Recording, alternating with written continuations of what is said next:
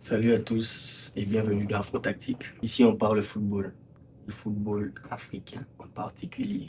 Le football africain, c'est pas qu'un sport. Le football africain, c'est de l'intensité, c'est de l'histoire, c'est de la culture, c'est du rythme, c'est des matchs avec une ambiance des malades.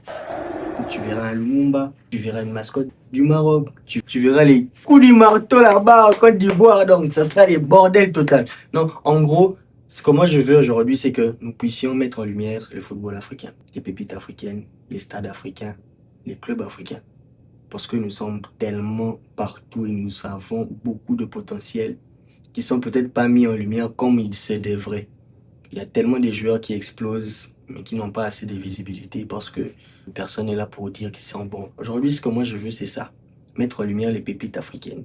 Il y a tellement de produits en Afrique qui sont emmenés ailleurs et explosent, mais avec un soupçon de visibilité ou soit pas de visibilité. Ce que moi je veux faire aujourd'hui, c'est que nous puissions aborder ces sujets-là, se poser ces questions-là. Entre autres, pourquoi les joueurs africains brillent?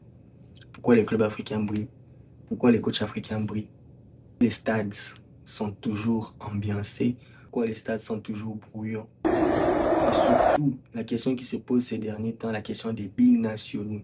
Pourquoi les Africains sont tellement sollicités par les pays grands dans le football, entre autres l'Espagne, l'Allemagne, la France, l'Italie, la Suisse, et j'en passe, l'Angleterre et j'en passe. C'est des sujets qu'on doit aborder tous ensemble.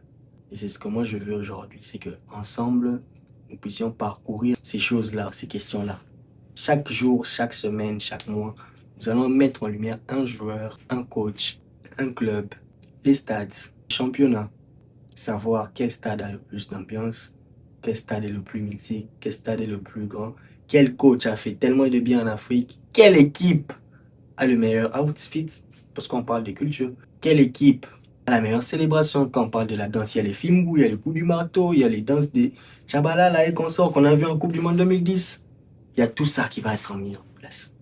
Et tous ensemble, je sais qu'on va faire des bonnes choses. On se retrouve très prochainement. Ndabo!